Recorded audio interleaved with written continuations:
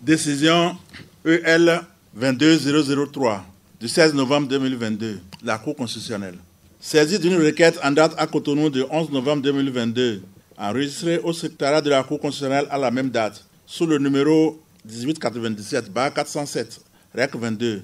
par laquelle M. Claude José Olori, conseil juridique du parti Nouvelle Force Nationale NFN, demeurant à Abomey-Calavi, forme un recours contre la décision année 2022, numéro 079-Sénat, PT, RAP, DGE, SP, du 9 novembre 2022 portant rejet de la déclaration de candidature du parti Nouvelle Force Nationale pour violation du code électoral. Vu la Constitution, vu la loi numéro 2022-09 du 27 juin 2022 portant loi organique sur la Cour constitutionnelle, vu la loi 2019-43 du 15 novembre 2019 portant code électoral, vu le règlement intérieur de la Cour constitutionnelle, ensemble les pièces du dossier. Oui, M. Razaki Amouda Issifou en son rapport, le représentant de la Sénat et le président du parti Nouvelle Force Nationale en leurs observations orales, après en avoir délibéré. Considérant que le requérant expose que par décision année 2022, numéro 079, Sénat, PT, RAP, DGE, SP, du 9 novembre 2022, la Commission électorale nationale autonome, Sénat, a notifié au président du parti Nouvelle Force Nationale le rejet de sa déclaration de candidature aux élections législatives du 8 janvier 2023 au motif que la nommée Agoye Juliette, candidate inscrite sur la liste du parti NFN dans la 22e circonscription électorale, serait la même personne que Mme Ezine Agoye Juliette, candidate inscrite sur la même liste dans la 23e circonscription électorale, sans approfondir ses investigations pour élucider la vérité. Qu'il ajoute que la décision de la Sénat n'a pas été motivée conformément aux dispositions des articles 41 et 43 de la loi numéro 2019-43 du 15 novembre 2019 portant code électoral, qu'en conséquence, il sollicite l'annulation de la décision et le rétablissement de la liste du parti Nouvelle Force Nationale. Considérant qu'au soutien de ces allégations, il joint les actes de naissance sécurisés des deux candidates, les cartes biométriques et le récépissé définitif de déclaration administrative de constitution du parti NFN. Considérant qu'en réponse, la Sénat, par l'organe de son président, soutient le bien fondé de sa décision, motif pris de ce qu'au moment du dépôt de sa déclaration de candidature, le parti Nouvelle Force Nationale, représenté par M. Apollinaire Wilfrid Avoyon,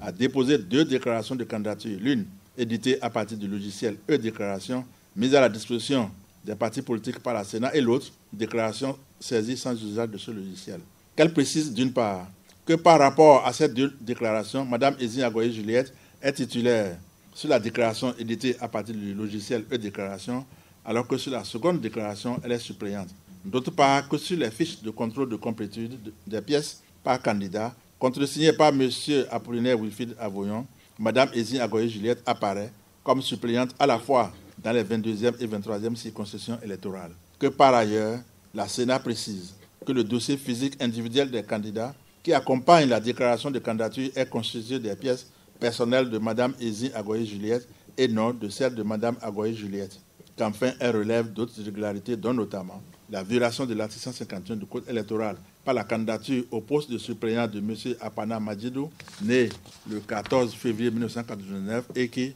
à la date d'entrée en fonction, n'aurait pas encore les 25 ans d'âge requis. Le positionnement au titre des sièges réservés aux candidatures féminines du même Apana Madjidou, un candidat de sexe masculin. Considérant qu'au cours des débats, la Sénat, représentée par son conseiller juridique, M. Fidèle Apoin-Bosso, a confirmé ses observations écrites, que le président du parti Nouvelle Force Nationale, assisté de son conseil juridique, pour sa part, a estimé que les irrégularités relevées dans leur dossier de candidature, qui ne leur sont pas imputables, devraient leur être notifiées pour être corrigées dans les délais légaux. Vu les articles 81, 121, alinéa 2 de la Constitution, 31 et 32 du règlement intérieur de la Cour constitutionnelle, 13 de la Charte africaine des droits de l'homme et des peuples, 41, 43 et 110 et 151 du Code électoral, sur la compétence de la Cour. Considérant qu'au terme des dispositions de l'article 81, alinéa 2 de la Constitution, la Cour constitutionnelle statue souverainement sur la validité de l'élection des députés. Que par ailleurs, l'article 110 du Code électoral dispose que le contentieux électoral relatif aux élections législatives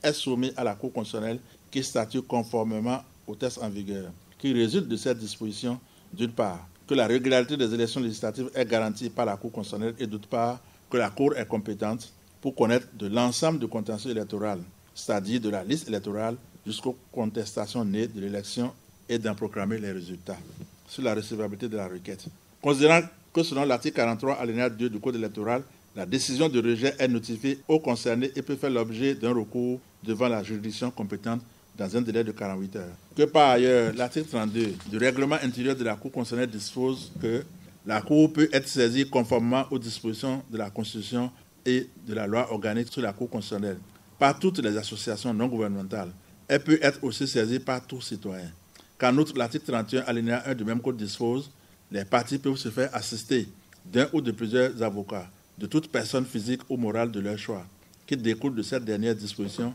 que l'assistance n'est pas la représentation, de sorte qu'une requête qui ne revêt pas la signature de son auteur ne remplit pas les conditions de recevabilité prescrites à l'article 32 précité. Considérant que si la Sénat a rendu sa décision le 9 novembre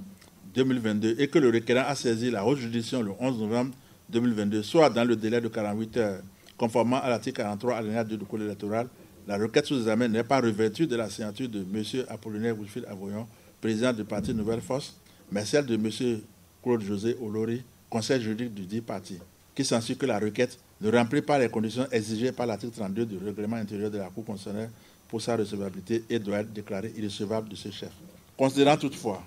qu'au terme de l'article 13 de la Charte africaine des droits de l'homme et des peuples, tous les citoyens ont le droit de participer librement à la direction des affaires publiques de leur pays, soit directement, soit par l'intermédiaire de représentants, qui résulte de cette disposition que la participation à la direction des affaires publiques d'un pays constitue un droit fondamental de l'homme, que dès lors il y a lieu que la Cour se prononce d'office en vertu de l'article 121 alinéa 2 de la Constitution sur le rejet de la déclaration de candidature du parti NFN. Considérant qu'au terme de l'article 43 alinéa 2 et 3 du Code électoral, le rejet d'une candidature ou d'une liste de candidature est motivé, la juridiction compétente statue sur les recours dans un délai de 5 jours. Que par ailleurs, les articles 41 et 151 du Code électoral disposent respectivement, pour les élections législatives ou communales, les corrections à apporter ne peuvent en aucun cas concerner l'ordre des candidatures sur la liste. En tout état de cause, aucun changement de candidat n'est autorisé, sauf en cas de décès ou d'une même candidature sur plusieurs listes.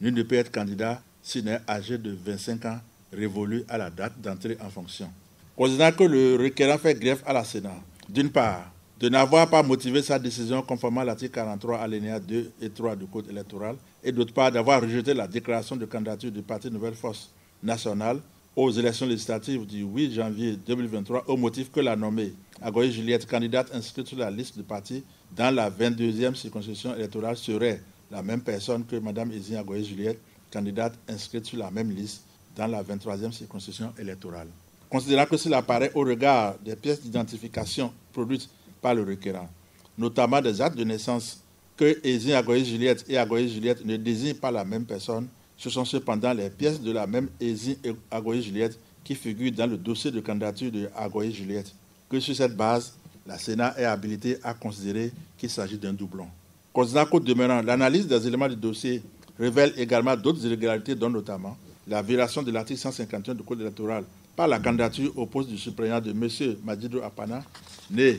le 14 février 1999 et qui, à la date d'entrée en fonction des députés le 12 février 2023, n'aura pas encore les 25 ans d'âge requis. Le positionnement au titre des sièges réservés aux candidatures féminines du même Madjidou Apana, suppléant dans la 13e circonscription électorale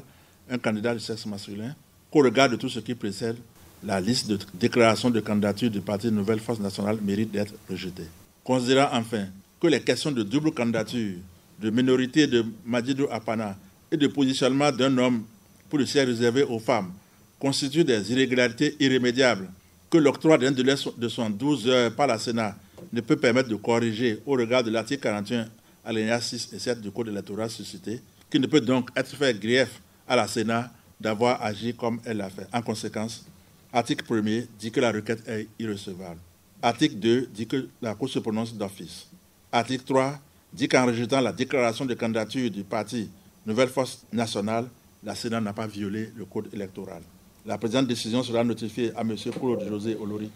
à M. Apollinaire Wilfrid Avoyon, président du parti Nouvelle Force nationale, à M. le président de la Commission électorale nationale autonome et publiée au journal officiel.